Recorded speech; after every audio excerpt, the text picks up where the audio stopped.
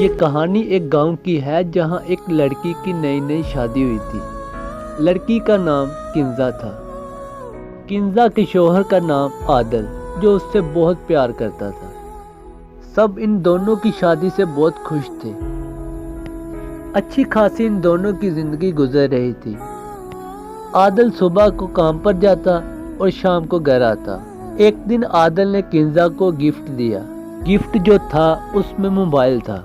عادل نے کہا، جب میں کام پر جاتا ہوں اور دوپہر کو فارغ بیٹھا ہوتا ہوں اور میرا دل کرتا ہے تم سے بات کرنے کو، اس لیے تمہیں موبائل دیا ہے کہ دوپہر کو ہم دونوں بات کیا کریں گے۔ کنزا نے کہا، اوکے ٹھیک ہے، جیسے تم کہو، میرا بھی گھر میں دل نہیں لگتا تمہارے بغیر، چلو بات کریں گے، تھوڑی دل کو تسلی مل جائے گی۔ اسی طرح ان دونوں کے کافی اچھے دن گزر رہے تھے۔ ایک دن کنزا کو کسی رونگ نمبر سے فون آیا۔ السلام علیکم، کیا حال چال ہے؟ کنزا نے اس کی کسی بات کا جواب نہ دیا اور کال کاٹ دی۔ اسی طرح کنزا کو روز فون آنے لگے۔ کنزا نے اس کی کسی بات کا جواب نہیں دیا اور کال کاٹ دیا کرتی۔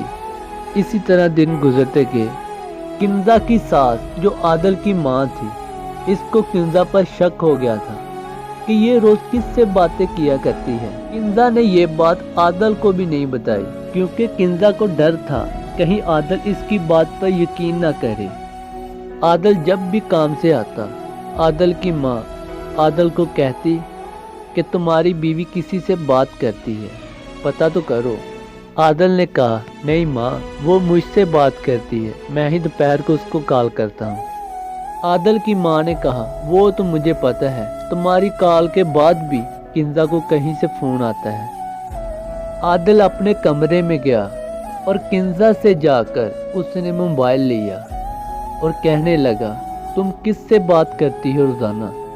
کنزا نے کہا، میں کسی سے بات نہیں کرتی سوائے آپ کے۔ عادل نے کہا، یہ بات ہے تو اپنا فون مجھے دکھاؤ، میں چیک کرتا ہوں۔ عادل کنزا کا فون چیک کرنے لگا اور اس نے دیکھا ایک نمبر سے اس کو ایک ہفتے سے روزانہ کال آیا کرتی تھی۔ عادل نے کنزا سے کہا، یہ کس کا نمبر ہے، بتاؤ مجھے۔ کنزا کہنے لگی، مجھے نہیں پتا یہ کس کا نمبر ہے، میں نے آپ کو اس لیے نہیں بتایا کہ کہیں آپ میری بات پر یقین نہ کریں۔ عادل نے کنزا سے موبائل لیا اور اپنے پاس رکھ لیا۔ جب صبح وہ کام پر چلا گیا، ساتھ کنزا کو موبائل بھی لے گیا۔ دوپہر ہوئی، کنزا کے موبائل پر کال آئی۔ عادل نے فون اٹھایا اور سننے لگا۔ فون پر جو لڑکا تھا، اس نے کہا، ناراض ہو آپ مجھ سے؟ کیوں نہیں آپ مجھ سے بات کرتی؟ بتاؤ کیا لے کر آؤں آپ کے لیے جس سے آپ مان جاؤ؟ یہ سب باتیں سن کر عادل نے فون کاٹ دیا۔ عادل گھر گیا اور جا کر کنزا سے کہنے لگا، تم کس سے روز باتیں کیا کرتی تھی؟ کون تھا وہ؟ کتنے تمہارے پہلے عاشق تھے؟ کنزا نے کہا، مجھے نہیں پتا کس کی کال تھی، وہ کون تھا، میں تمہارے علاوہ کسی سے بات نہیں کرتی۔ عادل نے کہا، تم ایسے نہیں مانو گی، ٹھہرو۔ عادل نے کنزا کے بھائی کو فون کیا اور کہا، اپنی بہن کو یہاں سے لے جاؤ۔ کنزا کا بھائی کہنے لگا، عادل بھائی کیا ہوا؟ آپ ٹھہرو، میں آتا ہوں ابھی، اور بیٹھ کر بات کرتے ہیں۔ تھوڑی ہی دیر بعد کنزا کا بھائی وہاں پر پہنچ گیا۔ عادل نے ساری بات کنزا کے بھائی کو بتائی۔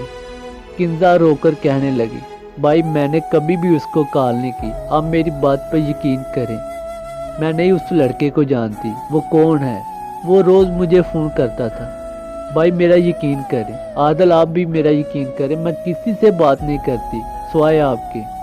کنزا کے اتنا گڑ گڑانے کے بعد کسی نے کنزا کی بات پر یقین نہ کیا اور عادل بس یہی کہہ رہا تھا کہ اپنی بہن کو لے کر دفع ہو جاؤ، ہماری اس گھر میں اور اس گاؤں میں کوئی عزت ہے۔ کنزا کا بھائی کنزا کو گھر لے آیا اور کچھ دن گزرے۔ کنزا کو محلے والے تانے مارتے تھے کہ وہاں جا کر تھوڑی بہت شرم کر لیتی، وہاں بھی تم عاشقی کرنے لگی تھی۔ اسی طرح کنزا نے لوگوں کی باتوں سے تنگ آ کر کنزا نے زہر کھا لیا اور کنزا بیچاری مر گئی۔ تھوڑے ہی دن گزرے تو یہ بات پولیس تک پہنچ گئی۔ پولیس والوں نے اس کی جانچ پڑتال کی اور جس نمبر سے کنزا کو فون آتا تھا، اس کی جانچ پڑتال کرنے کے بعد پتہ چلا کہ کنزا کو وہ لڑکا تنگ کرتا تھا۔ کنزا نے ایک بار بھی اس کی بات کا جواب نہیں دیا۔ اسی طرح پولیس والوں نے اس لڑکے کو حوالات میں بند کر دیا، کیونکہ کنزا کی موت کا ذمہ دار وہ لڑکا تھا، جس کی وجہ سے کنزا اس دنیا سے چلی گئی۔ آپ سب لوگوں سے گزارش ہے کہ اپنے بہن بھائیوں پر یقین کریں۔ اگر آپ یقین نہیں کریں گے تو ایسے معاملات پیش آئیں گے۔ اگر کہانی اچھی لگی ہو تو اسے لائک، کمنٹ، شیئر ضرور کیا کریں، تاکہ آپ کی وجہ سے کسی کو سبق حاصل ہو۔